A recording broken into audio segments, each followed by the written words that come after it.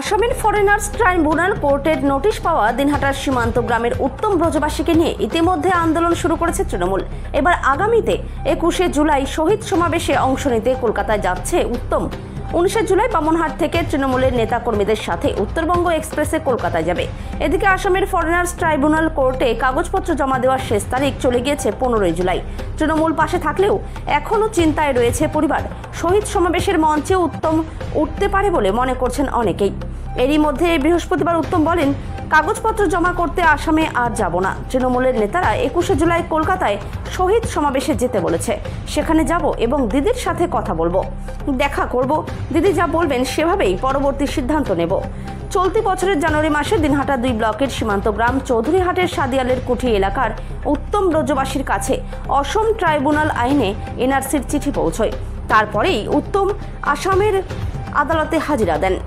উত্তমের স্ত্রী মামনি ব্রজবাসী এ বিষয়ে কি বললেন শুনে নেব। এদিকে রাজ্যের মুখ্যমন্ত্রী মমতা বন্দ্যোপাধ্যায় বুধবার কলকাতায় ভিন রাজ্যে বাঙালিদের হেনস্থা নিয়ে মিছিল করে চ্যালেঞ্জ ছুড়ে দেন।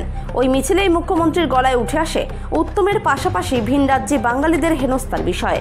আমাদের তো এখন জমির কাগজ তো হয়ে গেছে, খালি এসসিটা হলে তারপরে আমি দেখি কি ব্যবস্থা করা যায়, উকিলের মাধ্যমে তার ব্যবস্থা করা যায়। আচ্ছা, সেদিন দিতে পারেনি। তারপরে বললাম তোমার নেতাকে বললাম, নেতারা বললো যে ঠিক আছে, কাগজ টাগজ রেডি হোক, পরে দেখা যায় কি করা যায়। না, ওখানে তো যাব না, নেতারা বলছে দেখি দিদির কাছে যাব। কয় তারিখে বললো দিদির কাছে যাওয়া? 2 তারিখ না 21 তারিখে দিদির কাছে যাব, তারপরে দেখা যাক কি সিদ্ধান্ত করা যায়। হ্যাঁ, কলকাতায় যাচ্ছি।